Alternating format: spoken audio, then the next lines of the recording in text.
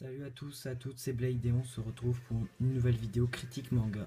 Donc, je vais déjà commencer, comme à chaque épisode, présenter les mangas que je vais lire, donc les mangas que je vais commencer dès ce soir. Donc déjà, Shonen 7, tome 2, donc manga de Toru Fujisawa et Jinsuke Takahashi des éditions Kurokawa. Donc j'ai adoré le premier tome, donc le deuxième tome devrait être super kiffant aussi. Slam Dunk, tome 8 de Takehiko Inoue des éditions Kana. Donc j'ai juste grave kiffé, je kiffe grave le manga. Donc voilà. Fairy Tail, tome 19 de Hiro Mashima des éditions Pika. Très très belle couverture. Donc voilà.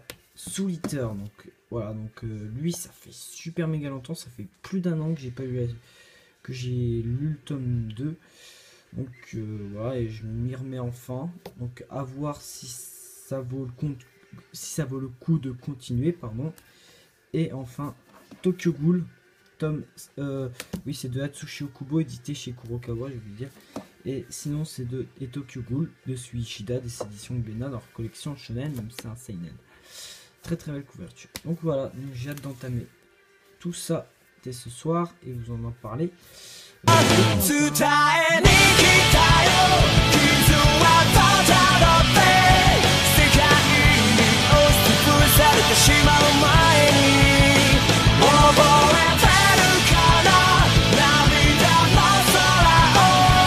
Je vais essayer de pas trop m'attarder sur chaque manga, hein, que ça prenne pas comme la dernière vidéo où ça a pris à peu moins de 20 minutes. Je vais essayer que ça prenne entre 10 et 15 minutes maximum pour pas perdre trop de temps. Donc on va commencer par Slam Dunk, manga de Takehiko Inoue des éditions Kana. Alors déjà, qu'est-ce que j'ai pensé de ce tome 8? Je l'ai trouvé bon, très bon même, mais j'ai pas trouvé... Enfin, il y a un truc qui va pas. Pour moi, il y a pas... On voit pas trop de basket dans ce tome-là, c'est plus les flashbacks. Donc dans ce tome-là, nous allons suivre un ancien... Donc nous allons apprendre que le chef de ceux qui ont agressé les membres du club de basket faisait autrefois, donc en seconde, faisait autrefois partie du club de basket. Donc on va suivre comment il est arrivé au lycée Shoku, comment il est parti. Tout ça, on va suivre dans ce tome 8 qui est rempli de flashbacks. Mais voilà, donc j'ai trouvé sympathique ces petits flashbacks parce que voilà, je ne m'attendais pas à ce qu'il y avait ce qui est un ancien membre du club qui faisait partie du club mais qui est parti. Donc je m'attendais vraiment pas, et puis le personnage est plutôt stylé, mais il va à la fin de ce tome veut finalement revenir dans ce tome là parce qu'il n'a pas pu, je vous montre les dessins en même temps, mais il n'a pas pu se résoudre à arrêter le basket parce que finalement il aime trop ça. Et ça m'a fait penser à je ne sais plus quel joueur qui a arrêté. Je crois que ça m'a fait penser au pote de Kuroko, Ogiwara, qui avait arrêté, mais pour des raisons vraiment différentes. Voilà. Donc j'ai plutôt apprécié ce tome là. Maintenant on continue sur notre lancée avec Soul Eater, tome 3. Alors, ça fait super longtemps que je n'ai pas lu, enfin que j'ai lu le tome 2, ça fait un peu plus d'un an, j'irais entre un an et un an et demi. J'avais arrêté le manga parce que je n'avais pas trouvé ça, j'ai trouvé ça pas mal mais pas ouf. Ce tome 3, je m'attendais à lire un tome 3 pour essayer de me réconcilier. Je l'ai beaucoup aimé ce tome 3, j'ai beaucoup aimé ce tome 3 de Soul Eater. Parce que j'ai lu vos commentaires, on me disait ouais, lis Soul Eater, tu vas voir après c'est sympa. Donc ouais, je m'étais pas trop motivé, même en lisant vos commentaires, mais un soir, je me suis dit, je vais reprendre Soul Eater. J'ai lu ce tome 3 et je l'ai trouvé très très bon. D'ailleurs, j'ai commencé à essayer de rattraper le manga, sachant que c'est terminé en 25 tomes, ça va. Donc, ce tome 3, donc, nous allons suivre, dans un premier temps, nous allons suivre Black Star. Donc, on va voir beaucoup Black Star dans ce tome-là. Donc, on va suivre Black Star et comment il s'appelle. Et lui là, Death the Kid, qui est le fils du Shinigami, qui partent à la recherche de l'épée Excalibur, mais en fait on va apprendre nanani nanana, donc on va apprendre des choses sur l'épée Excalibur. Qu'en fait c'est un connard hein, qui a des règles à faire et du coup ça rend la scène comique en voyant Death the Kid et, euh, et Blackstar repartir et le mec le mec Excalibur qui est vachement déçu mais il dit oh je vous attendrai 10 000 ans s'il le faut. Ça m'a fait juste rire donc toujours pas mal de gags dans ce tome là donc il y a eu pas mal de gags puis pratiquement le reste du tome donc on va suivre l'aventure entre Blackstar et je ne sais plus le nom de son arme démoniaque qui partent à la recherche du frère de, de l'arme de l'arme de Blackstar donc c'est compliqué je me rappelle plus comment elle s'appelle. Je vais essayer de vous montrer. Voilà. Donc c'est elle hein. Je me rappelle plus du tout son nom. Et voilà donc puis Blackstar va apprendre une nouvelle combinaison suite à ce combat entre l'arme, donc la sœur, contre le mec, là je sais plus son nom, qui est le sabre maudit, voilà. Donc les deux vont apprendre une nouvelle technique, nanana. Donc ouais, mais sauf qu'ils maîtrisent pas, et puis voilà, dans ce tome là on voit pas trop Soul, hein, qui est le personnage principal de ce manga. Je l'ai trouvé vraiment bon dans l'ensemble. Puis à la fin, nous avons l'arrivée d'un nouveau personnage qui est un prisonnier qui a l'air plutôt fort et on apprend des choses sur le médecin de Soul qui veut, on va dire, veut faire des expériences sur Soul et, et s'occuper et avoir plein d'informations sur Shibuzen et tout. Donc c'est une sorcière, hein, personne sont au courant que c'est une salope. Donc peut-être par la suite ils sauront si c'est une salope ou non. Mais en tout cas j'ai plutôt apprécié le tome 3 de Soul Eater et j'ai hâte de lire la suite. Donc voilà. Je me suis plutôt réconcilié avec la série. Maintenant on va continuer avec Fairy Tail tome 19 d'Hiromashima des éditions Pika. Donc je vais essayer d'être très très rapide. Donc déjà très très belle couverture, hein, toujours. J'aime beaucoup les couvertures de Fairy Tail.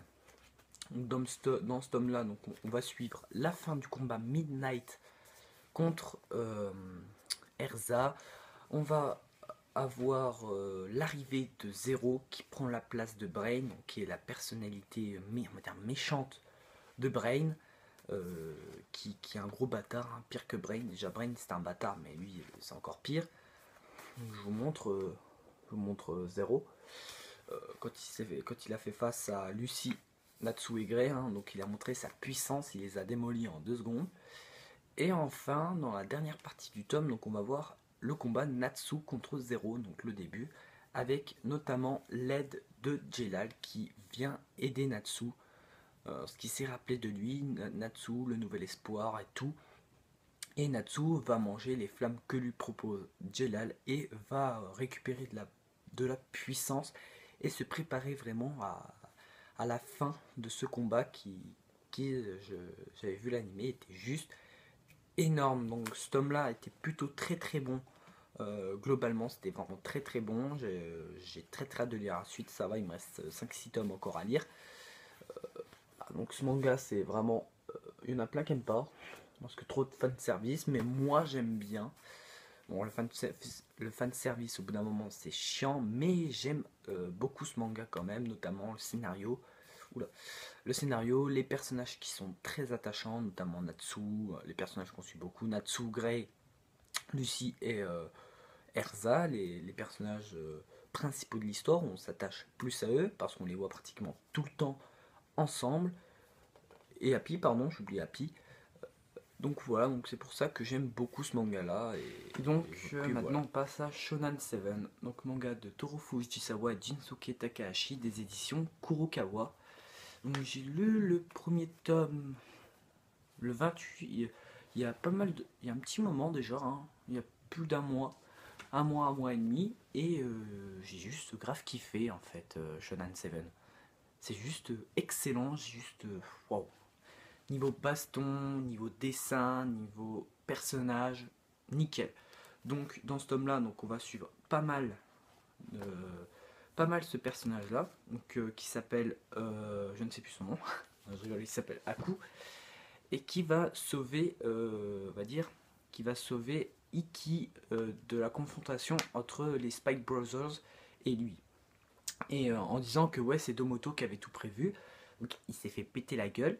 Sauf qu'ensuite, ben, il va y avoir une histoire d'enlèvement. Donc, Ikki va demander, qui va savoir l'histoire, pourquoi il est blessé et tout, va demander de l'aide aux Spike Brothers. Ils vont péter la gueule à Domoto parce que c'est lui qui a tout prévu. Et ensuite, il va encore vouloir se venger. Putain, mais lui, il est vraiment très très casse-couille hein, dans ce tome-là, Domoto. Qui va encore vouloir se venger. Il va vouloir péter la gueule à Aku. Il veut vraiment se venger et tout. Donc Aku va le combattre pour le premier round, on va dire, des Shonen 7. Donc voilà, ça commence dans ce tome-là. Les préparations Shonen 7, ça commence. Et ce premier combat, j'ai juste super kiffé. Ensuite, on a eu du Ginkiki contre Ninkaku contre Ikki et Kinkaku contre Hajime Goriki. Et à la fin, on a donc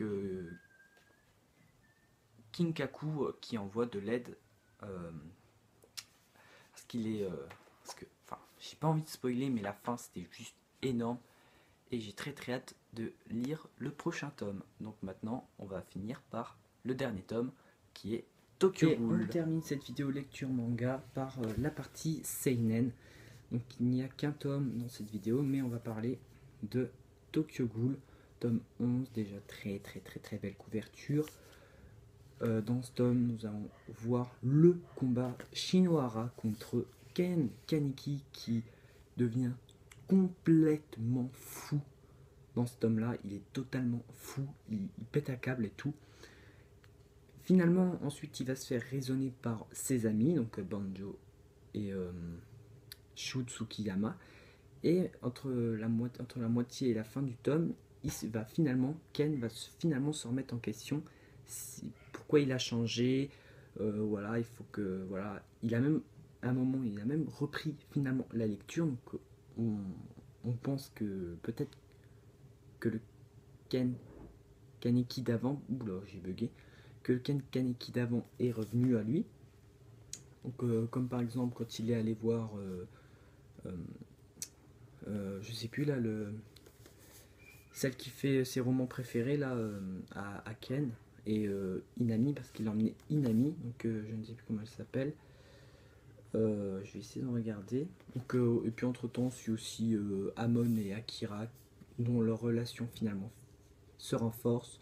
Amon qui veut s'entraîner à fond pour pouvoir sauver ses amis, sauver son maître Shinohara. Voilà.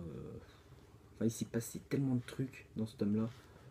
On a le passé concernant Juzo, voilà, on rencontre Juzo. On apprend concernant les deux personnages là, qui elles étaient avant d'être en Ghoul écarlate comme Kaneki. On suit vraiment pas mal de trucs. Voilà. Uta qui apprend des choses à Kaneki concernant Renji. Voilà, donc Ken qui va apprendre beaucoup plus sur Yoshimura parce que apparemment il a l'origine Naogiri. Je sais plus comment s'appelle l'auteur. Voilà, je sais plus. Takatsuki, voilà. Je ne sais plus son prénom. Voilà, dites-moi dans les commentaires si vous vous en rappelez, mais voilà, ça m'a pas marqué en tout cas le prénom. Voilà. Puis voilà, il s'est passé tellement de trucs dans ce tome-là que ne pas spoiler, c'est difficile. Donc voilà, un très excellent tome de Tokyo Ghoul comme d'habitude. Donc voilà, je vous montre les dessins, c'est vraiment magnifique. Donc voilà, donc c'est tout pour cette vidéo lecture manga. Pensez à laisser un like, un commentaire et à t'abonner. On se retrouve bientôt pour une nouvelle vidéo. Allez, ciao.